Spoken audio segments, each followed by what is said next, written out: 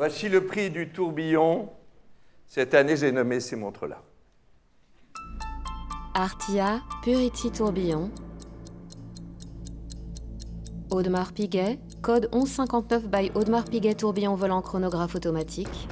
De Béthune, DB Kind of Two tourbillon. Gérard Pergaud, tourbillon sous 3 ponts volants, édition Aston Martin.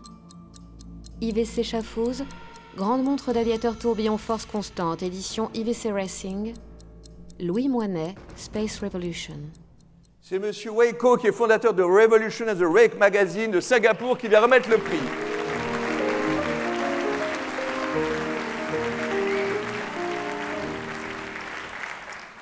Good evening, ladies and gentlemen. It gives me great pleasure to give the prize for the tourbillon.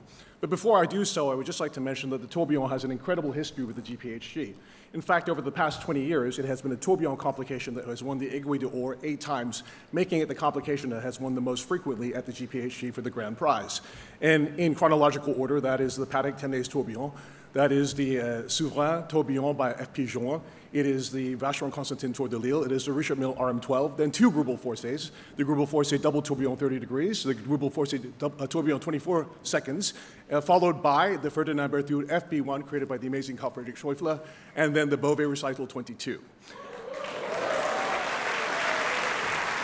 The point is to me that a tourbillon is not just a chronometric device, it is an absolute work of art that inspires me and probably all of us. And I'm sure the winner today is exactly that type of watch. And the winner is... Wait! We love your energy, so we need more.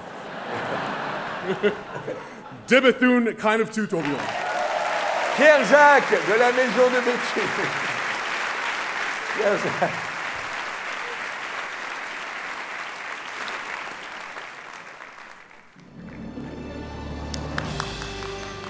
Incroyable pièce horlogère qui présente 2 faces à choix aux esthétiques très différentes, équipée d'un tourbillon à haute fréquence, lui garantissant une précision diabolique. On était de mèche. Bravo, monsieur. Wow. So, toujours un immense plaisir d'être ici. Waouh, on s'en lasse pas, surtout derrière ce pupitre. Bon, voilà. Il y a 10 ans, vraiment jour pour jour, à peu près, De Béthune était célébré au Grand Prix d'horlogerie de Genève par l'Aiguille d'Or. Il y a 10 ans, avec Denis Flageolet, nous formions une petite famille, vraiment motivée par l'unique désir d'innover, de créer et aussi de vous surprendre. Aujourd'hui, nous sommes une manufacture de 40 collaborateurs, mais rassurez-vous, même si nous avons un petit peu grandi, nous sommes toujours, et surtout Denis Flageolet, toujours créatifs. Et toujours motivés par le désir d'encore innover et toujours de pousser plus loin la chronométrie. Je prends l'opportunité ce soir de remercier du fond du cœur, bien sûr, les membres du jury, les organisateurs, mais notre équipe qui est là-haut dans le Jura, à l'Auberçon, aussi notre équipe de Genève qui est en Vieille-Ville. Et je tiens aussi à célébrer le génie horloger de Denis Flageolet et à lui témoigner et à lui dire combien il nous inspire, tous, chez De Béthune. Je voulais aussi remercier tous nos collectionneurs, bien sûr, ces De Béthuniens qui sont passionnés de belle horlogerie et qui nous poussent, bien sûr, toujours à tendre vers l'excellence horlogère. Donc voilà, pour toutes ces raisons, merci beaucoup. Encore, peut-être, je voudrais, à l'occasion du 20e anniversaire de ce Grand Prix, féliciter Karine Maillard et son équipe, et ses équipes, parce que depuis 20 ans, chaque année,